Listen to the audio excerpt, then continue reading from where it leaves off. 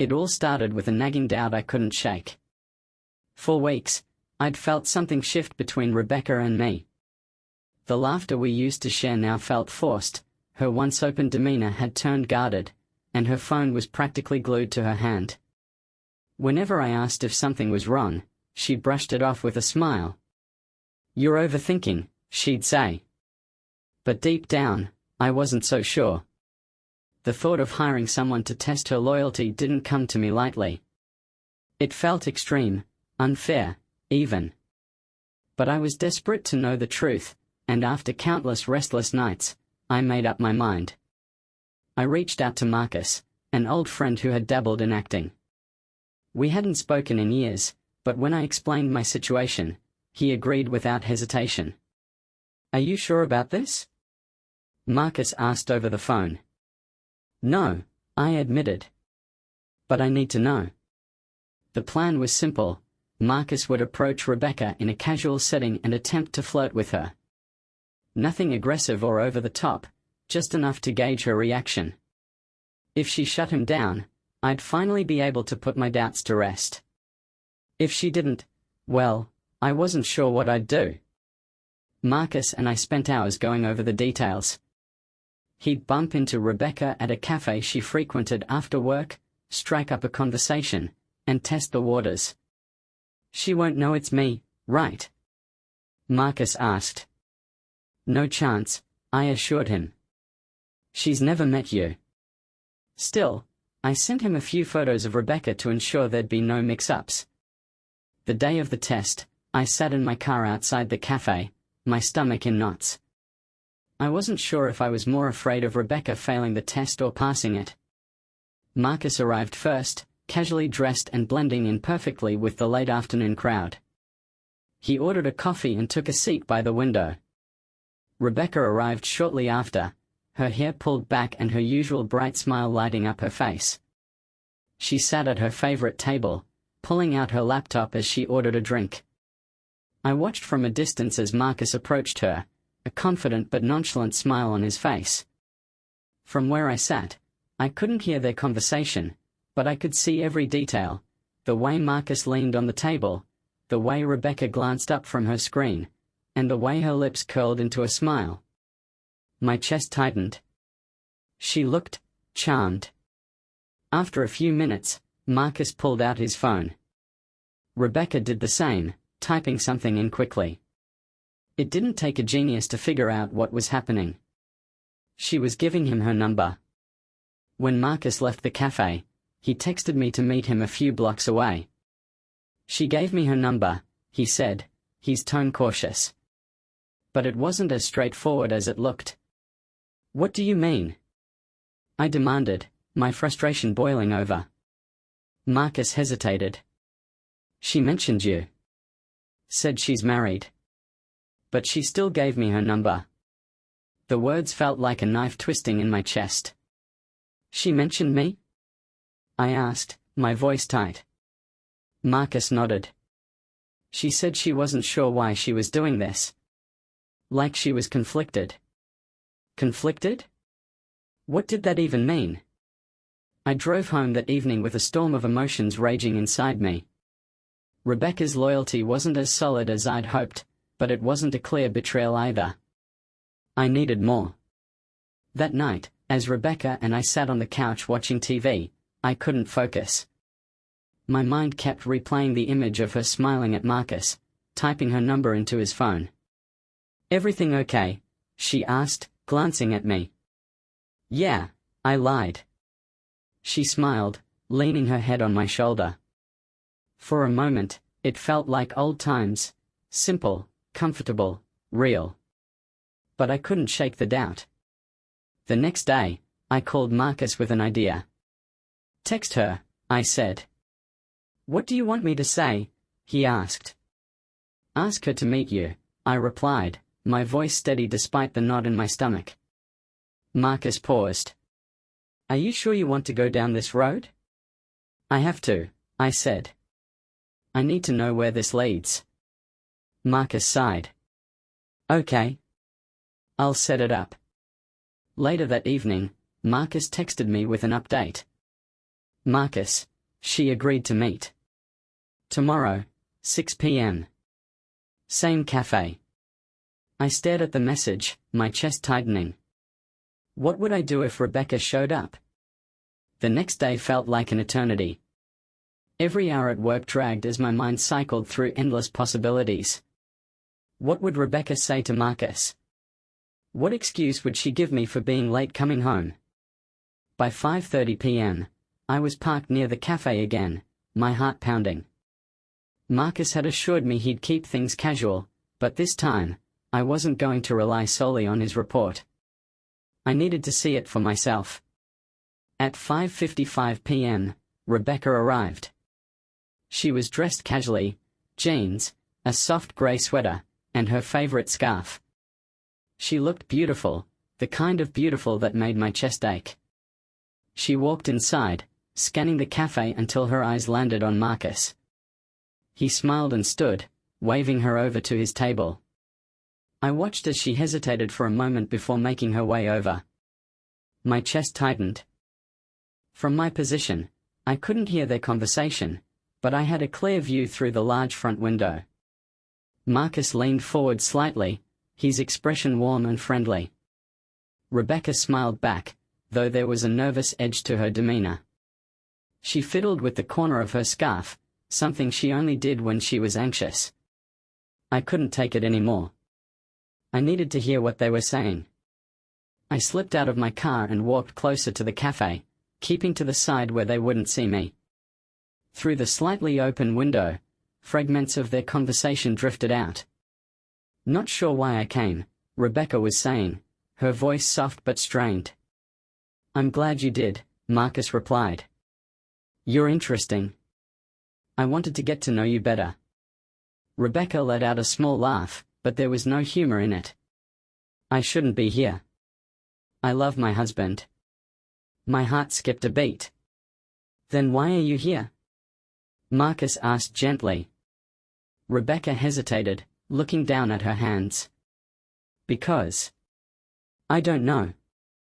Things haven't felt the same lately. We've been so distant. The words hit me like a punch to the gut. Marcus nodded, his expression understanding. That's normal. Marriage is hard sometimes. Rebecca looked up at him, her eyes glassy. But it's not supposed to feel like this. Like we're just going through the motions. I clenched my fists, anger and guilt swelling inside me. Was that how she felt? Had I failed her somehow? The conversation continued, but something shifted. Marcus leaned forward, his tone softening. Do you think there's still something to fight for? He asked. Rebecca didn't hesitate. Yes. I love him. I don't want to lose him. Marcus smiled faintly. Then maybe you should tell him how you feel. Rebecca blinked, clearly caught off guard. I mean it, Marcus said. Sometimes we get so lost in our own heads, we forget to let the people we love in. For a moment, Rebecca just stared at him. Then she let out a breathy laugh, shaking her head. You're not what I expected, she said. Marcus chuckled. I'll take that as a compliment. Rebecca stood a few minutes later, slinging her bag over her shoulder. Marcus stayed seated, watching her leave with a thoughtful expression. As Rebecca walked past the window, I ducked behind the corner of the building, my heart racing. That night, I sat on the couch as Rebecca moved around the kitchen, making tea. She seemed lighter, more at ease than she had in weeks. Hey, I said, breaking the silence. She turned, her eyes bright. Yeah. I feel like we've been out of sync lately, I said carefully. Is something going on? Rebecca paused, then walked over to sit beside me. No, she said softly. Not really. But? I have felt a little distant. Like maybe we've been taking each other for granted. I nodded, her words echoing the ones I'd overheard earlier. I don't want that to happen to us. Me neither, she said, taking my hand. I love you, Daniel. I don't ever want to lose what we have. I squeezed her hand, my chest tight with a mix of emotions. I love you too, I said. But as I looked into her eyes, I couldn't help but wonder. Why had she gone to the cafe in the first place? Rebecca's confession the night before had eased some of my fears, but not all of them. I replayed her words from the cafe in my head. I love him. I don't want to lose him. It sounded sincere, but if that was the case, why had she met Marcus at all? There was something unresolved, a missing piece of the puzzle that kept gnawing at me. The next day, Marcus and I met at a quiet diner to debrief. She passed the test, right? Marcus asked, stirring his coffee. She didn't cross the line, I admitted. But I can't shake the feeling that there's more to this. Marcus raised an eyebrow. More how? She said she loves me, I explained, but she still went to meet you. Why? What did she think she was getting out of it? Marcus leaned back, considering my words. Sometimes people aren't looking for anything specific. They're just searching for something they feel like they've lost. I frowned. And you think she's lost something with me? I think she's questioning things, Marcus said carefully. But it's not about replacing you. She's trying to figure out how to fix whatever's broken. His words hit harder than I expected. Was I the one who had let things slip? Had I been so consumed with my suspicions that I'd missed the ways Rebecca was hurting? I need to talk to her, I said finally. Marcus nodded. That's the only way this gets resolved. That evening, Rebecca came home later than usual. She looked tired, her hair slightly disheveled, but her smile was warm as she greeted me. Long day? I asked, handing her a glass of water. Yeah, she sighed. I swear, my boss loves giving me last-minute projects. I hesitated, then decided to take Marcus's advice.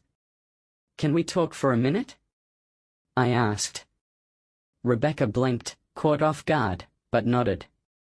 Of course. We sat on the couch, and for a moment, I struggled to find the right words. I feel like there's been some distance between us lately, I said carefully. And I don't want that? I want to understand what's going on. Rebecca's expression softened. I've felt that too, she admitted. But it's not you, Daniel. It's me. I've been in my own head a lot. Why? I asked gently. She hesitated, her gaze dropping to her hands. Because I've been questioning myself. Not us, never us. But me. I keep wondering if I've become boring, or predictable. If I'm enough for you. Her words hit me like a punch to the gut. Rebecca, of course you're enough, I said, my voice firm. You're more than enough. I love you for exactly who you are. She looked up at me, her eyes glistening. I know you do. But sometimes, I don't know if I'm enough for myself. And I hate feeling that way. I reached for her hand, my chest tightening. Why didn't you tell me this sooner? I didn't want to burden you, she said, her voice breaking. You've been so busy with work, and I didn't want to make things harder. Rebecca, we're in this together, I said. You're not a burden. You never could be. For a long moment, we sat there in silence, the air between us heavy with unspoken emotions. Finally, Rebecca whispered, I'll do better about letting you in. I promise.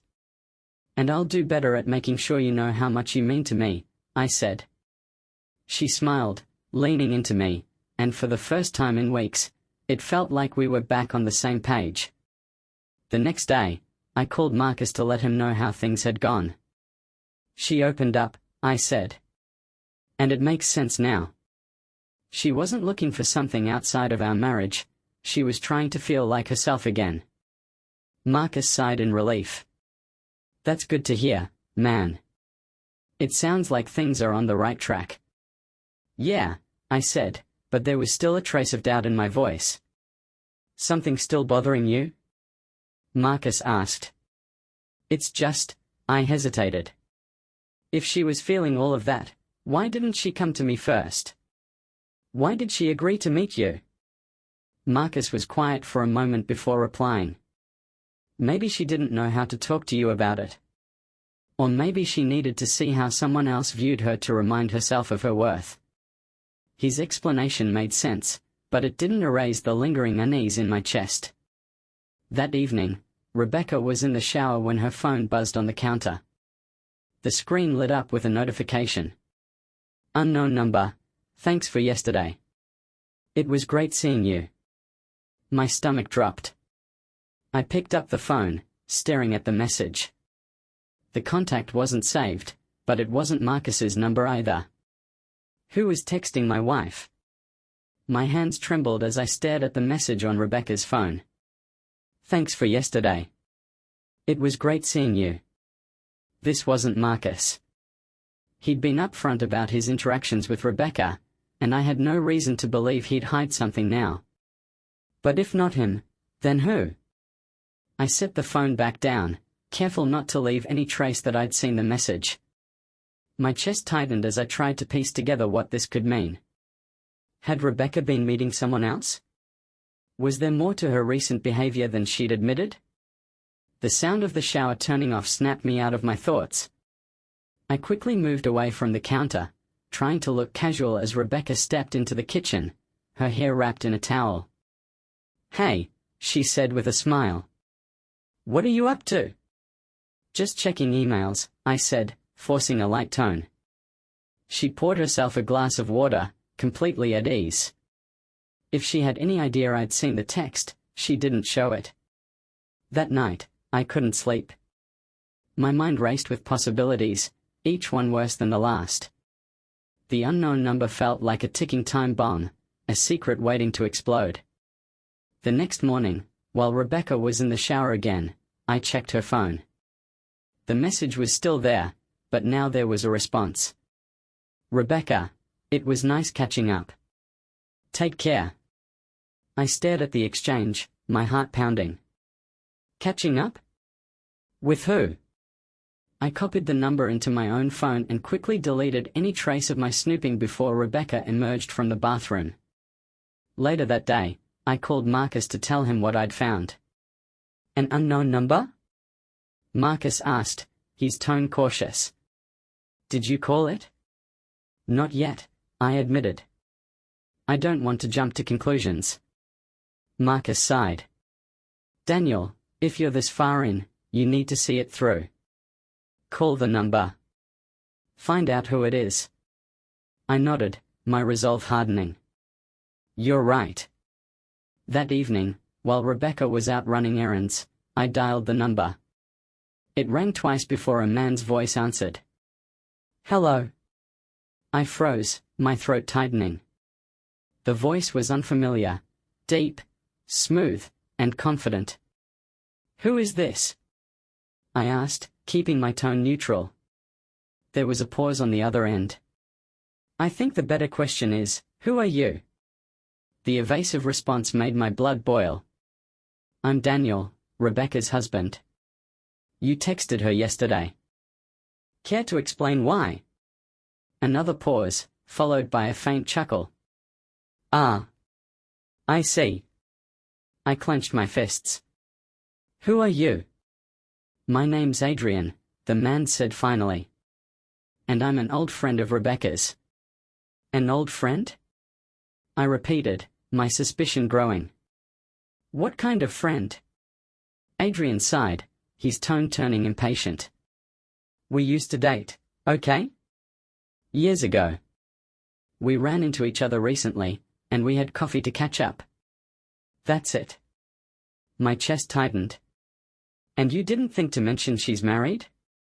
I know she's married, Adrian said sharply. She was clear about that. I wasn't trying to start anything. I just wanted to see how she was doing. His words felt rehearsed, too polished to be entirely genuine.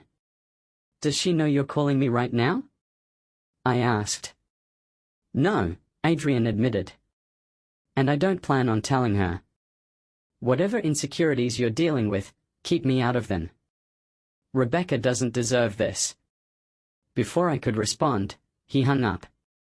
I sat there for a long time, staring at my phone. Adrian's story had holes, but one thing was clear: Rebecca hadn't told me the full truth. When she got home that evening, I confronted her. "Who's Adrian?" I asked, my voice calm but firm. Rebecca froze, her expression shifting from confusion to guilt. "How do you know that name?" "I called him," I said bluntly. "He told me you met for coffee." Rebecca sighed, setting her bag down on the counter. "Daniel, it's not what you think." "Then explain it to me," I said, crossing my arms.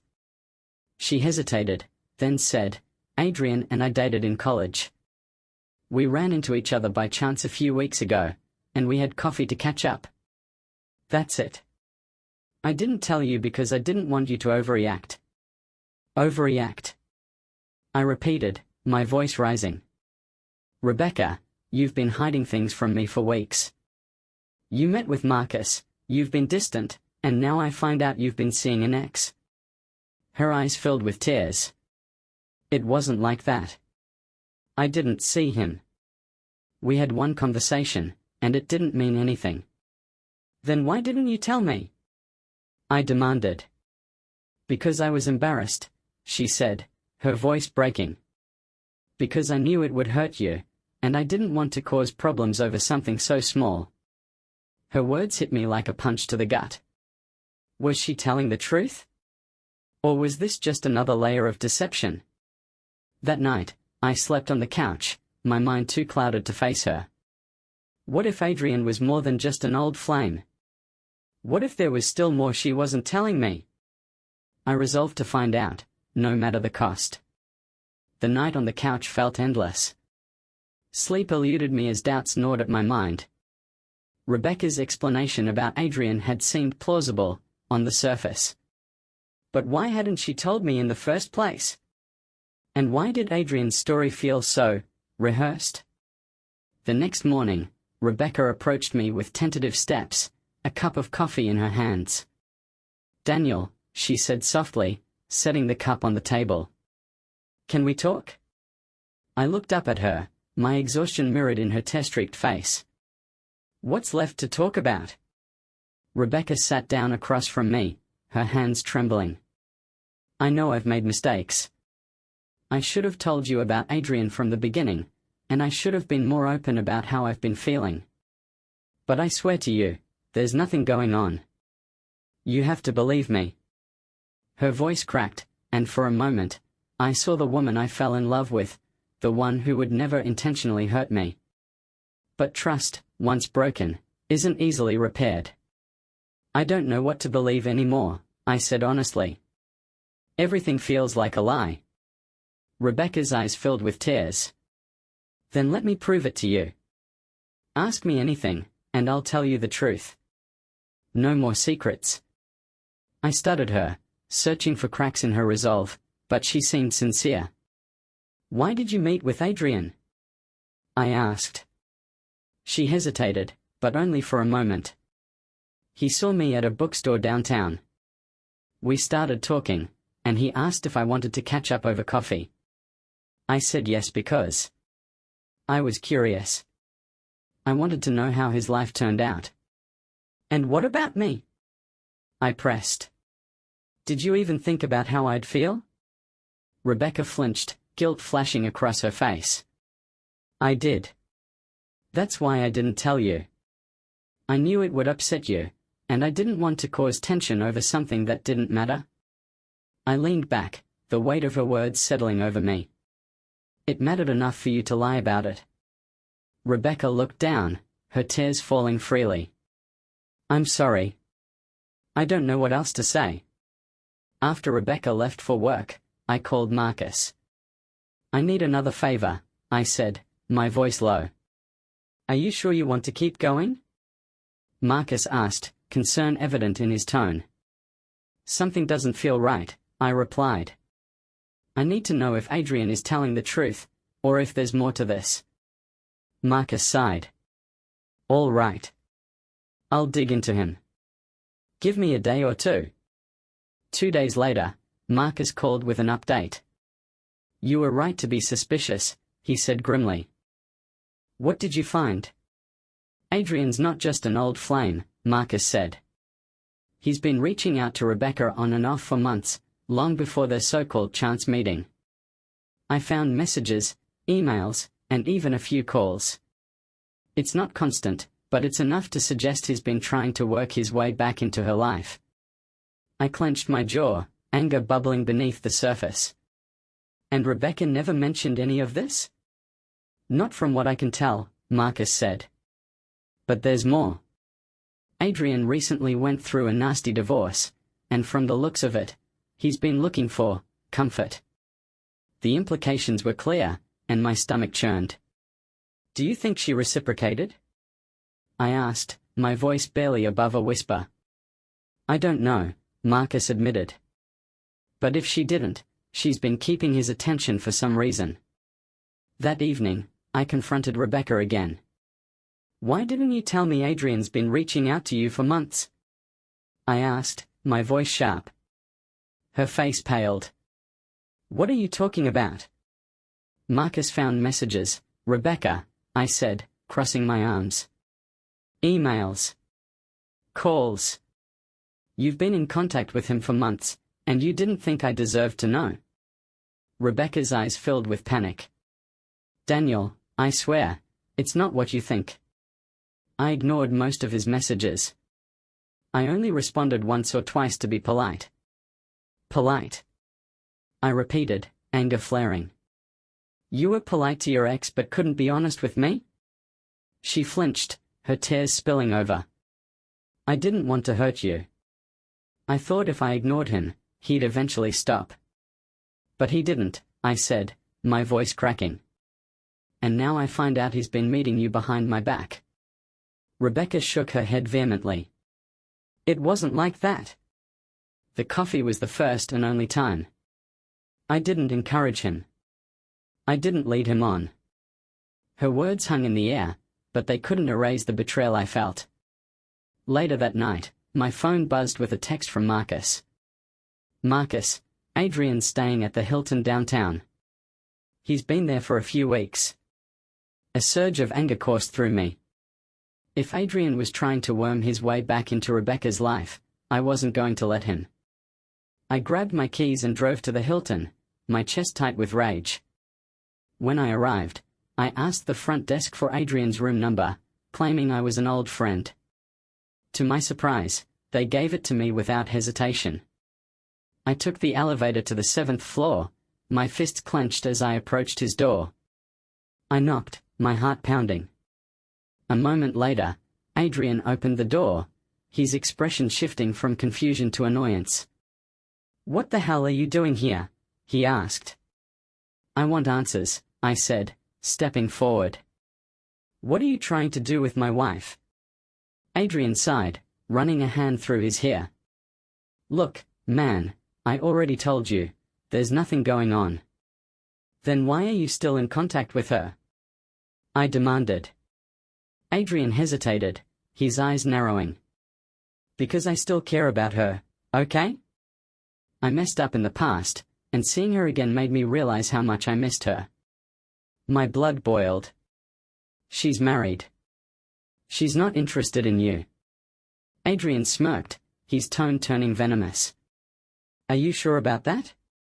His words hit like a slap, and before I could stop myself, I shoved him back into the room. What did you just say? I growled. Adrian raised his hands defensively. Relax. I'm not trying to start anything. But if Rebecca's been distant with you, maybe you should think about why that is. I stood there, my fists shaking, every fiber of my being screaming at me to hit him. But instead, I stepped back. This isn't over, I said through clenched teeth before storming out of the room.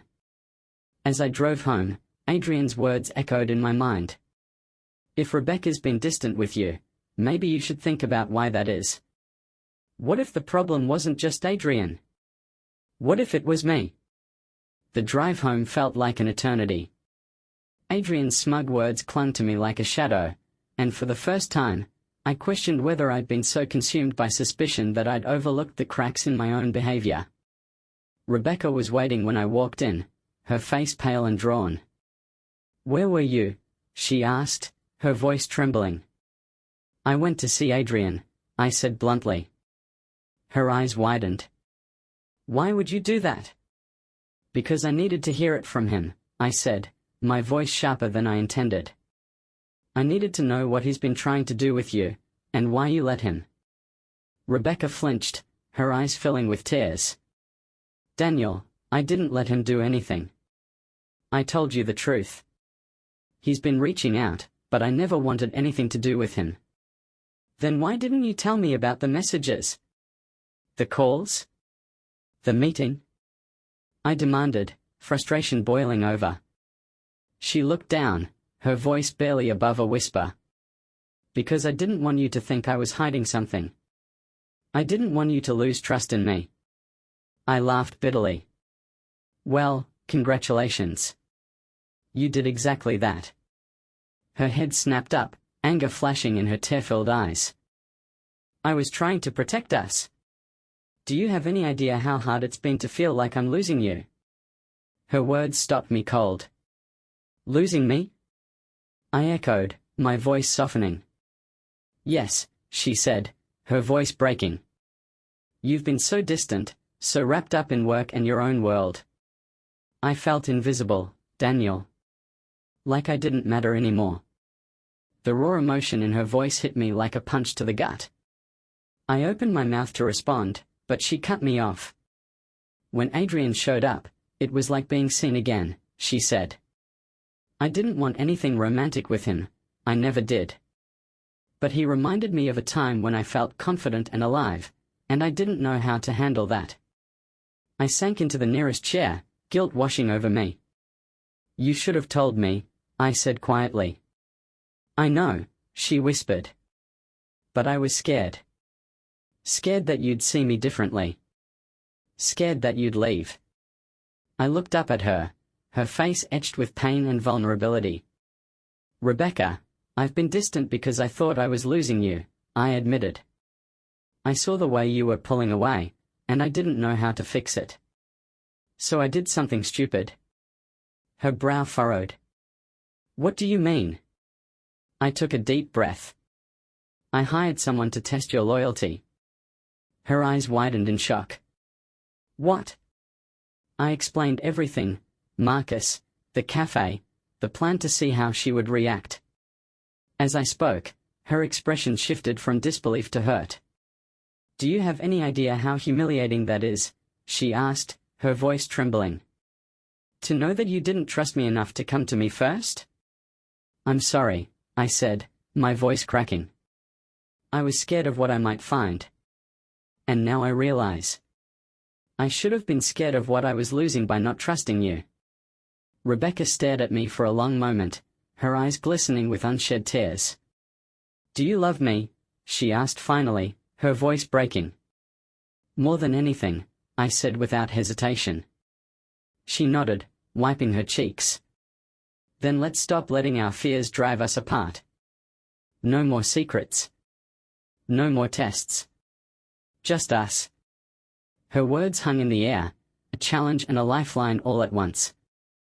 "I promise," I said, taking her hands in mine. "No more secrets." She leaned into me, her body trembling as we held each other. For the first time in weeks, I felt a sense of hope, fragile but real. The days that followed weren't easy.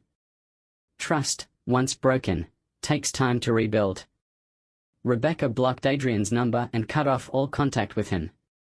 We started couples therapy, slowly untangling the knots that had formed between us. Marcus checked in a few times, but I assured him I wouldn't need his help anymore. "This is something we have to fix ourselves," I said. One evening, as Rebecca and I sat on the couch watching an old movie, she turned to me with a small smile. "I'm glad we are doing this," she said. "Talking. Fighting for us." "Me too," I said, squeezing her hand. In that moment, I realized that love isn't about perfection or certainty. It's about choosing each other, even when things get messy. And for the first time in a long time, I felt like we were on solid ground again.